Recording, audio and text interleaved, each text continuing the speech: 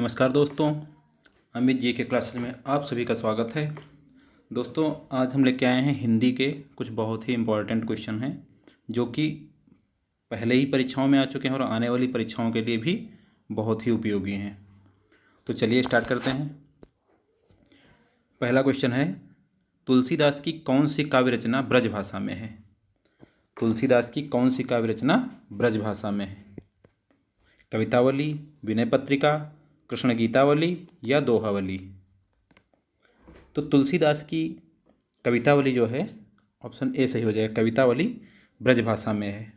कवितावली ब्रज भाषा में है। और तुलसीदास राम भक्ति शाखा के कवि थे। तुलसीदास राम भक्त शाखा के कवि थे। अगला प्रश्न है, पश्चिमी हिंदी के अंतर्गत कौन सी बोली आती है? पश्चिमी हिंदी के अंतर्गत कौन सी बोली आती है? तो पश्चिमी हिंदी के अंतर्गत कन्नौजी, कौरवी, जिसको खड़ी बोली भी कहते हैं, और बुंदेली आती हैं। तो पश्चिमी हिंदी के अंतर्गत कौन सी बोली आती है? कन्नौजी। ऑप्शन ए सही हो जाएगा। कन्नौजी आती है पश्चिमी हिंदी के अंतर्गत। अगला प्रश्न है, हिंदी के अतिरिक्त कौन सी भाषा देवनागरी लिपि में लिखी जाती है? आपको पता है हिंदी लिखी जाती है देवनागरी लिपि में, और इसके अलावा कौन सी भाषा जो देवनागरी लिपि में लिखी जाती है? सिंधी, पंजाबी, बांग्ला या नेपाली? तो याद रखिए दोस्तों, नेपाली भाषा जो है ऑप्शन डी सही हो जाएगा। नेपाली भाषा भी देवनागरी लिपि में लिखी जाती है। अगला प्रश्न है, किस वर्ण का उच्चारण स्थान कंठ तालु से है?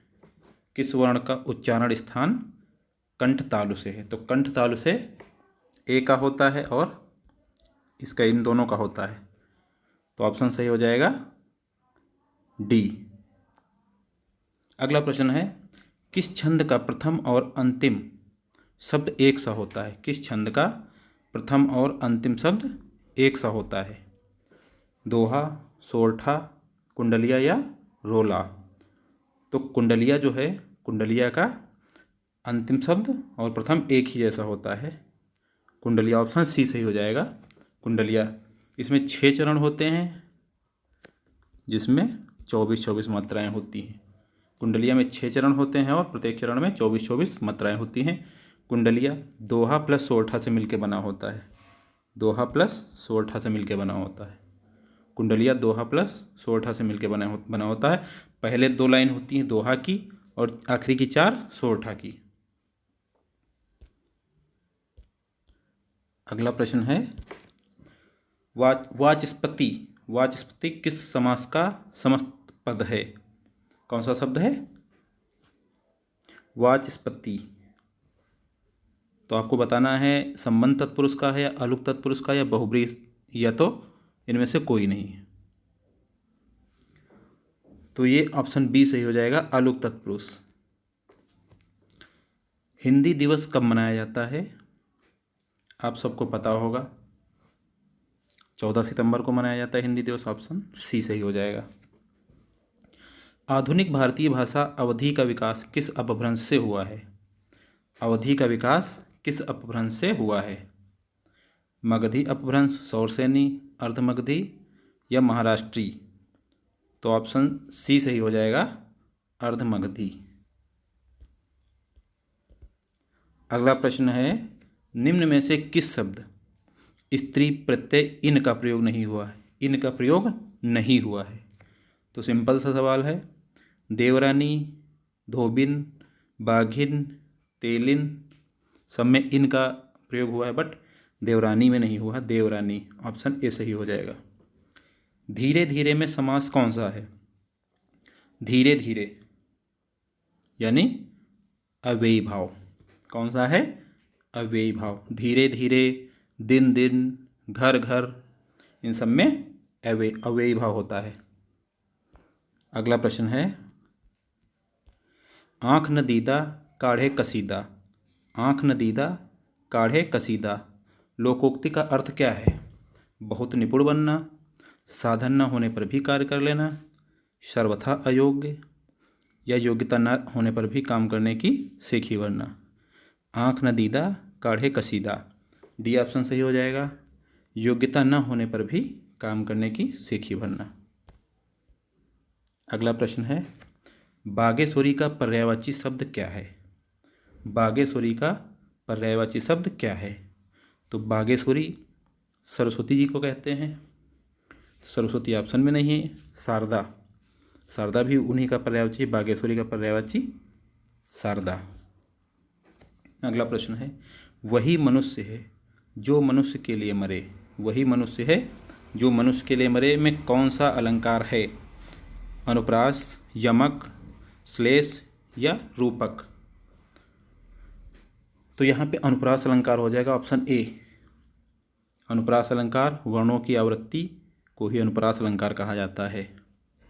खड़ी बोली का प्रथम महाकाव्य बताना है आपको। खड़ी बोली का प्रथम महाकाव्य कामायनी, प्रिप्रवास, साकेत या नीरजा। खड़ी बोली का प्रथम महाकाव्य,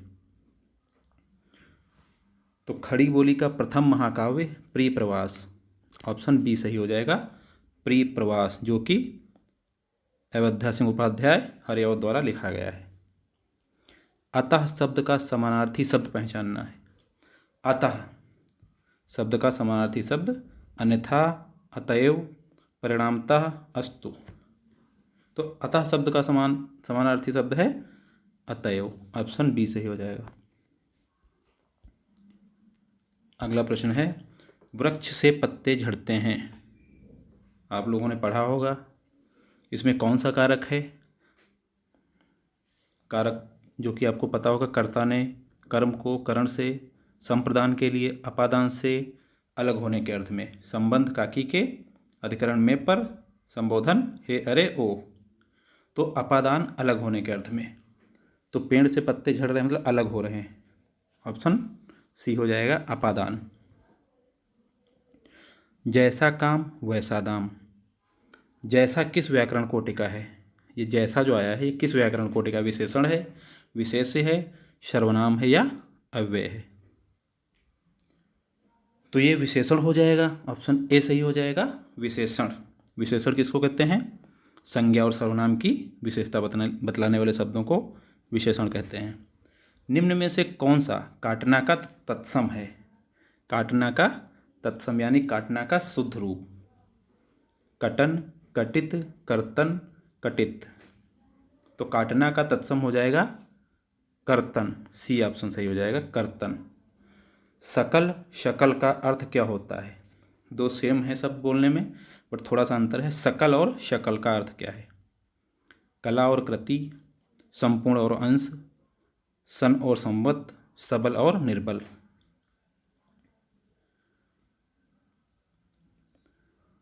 तो इसका अर्थ हो जाएगा संपूर्ण और अंश। सकल का अर्थ होता है संपूर्ण और शकल का अंश, बी ऑप्शन सही हो जाएगा। अगला प्रश्न है, निम्न में से कौन सा चक्रपाणी में प्रयुक्त होने वाला समास है? कौन सा चक्रपाणी शब्द में कौन सा समास आया है? अव्ययी भाव, तत्पुरुष, बहुब्रीहि या कर्मधारय। चक्रपाण यानी चक्र को धारण करने वाले यानी विष्णु जी। यहाँ पे कोई प्रधानता नहीं होती है, दोनों शब्द की प्रधानता नहीं होती, जबकि अन्य तीसरा पद होता है। वहाँ पे क्या आता है? बहुब्रीहि। तो चक्रपाणी में बहुब्रीहि समास हो जाएगा। निम्न में से किस देश में हिंदी भाषा का प्रयोग लिखने एवं बोलने में किया जाता है? हमारे भारत में किया जाता है, इसके अलावा अन्य किस देश में किया जाता है? तो अन्य देश हैं, जैसे नेपाल भी है, फिजी देश है, मॉरिशस है। इन देशों में हिंदी भाषा का प्रयोग लिखने और बोलने में किया जाता है। तो ऑप्शन डी सही हो जाएगा, मॉरिशस। मॉरिशस, यहाँ पे हिंदी भाषा का प्रयोग लिखने और बोलने में किया जाता है। अगला प्रश्न है, मर्यादा किस युग की प्रसिद्ध कविता थी? मर्यादा, तो मर्यादा ऑप्शन सी सही हो जाएगा, द्विवेदी युग की। मर्यादा द्विवेदी युग की प्रसिद्ध पत्रिका थी। अगला और लास्ट प्रश्न है, सुमित्रानंदन पंत को किस कृति के लिए यानी किस रचना के लिए ज्ञानपीठ पुरस्कार मिला था? लोकायतन, युगवाणी, चिदंबरा या स्वर्णधूल। तो सुमित्रानंद पंत को चिदम्बरा के लिए ज्ञानपीठ पुरस्कार मिला था 1968 में, 1968 में चिदम्बरा के लिए। धन्यवाद दोस्तों।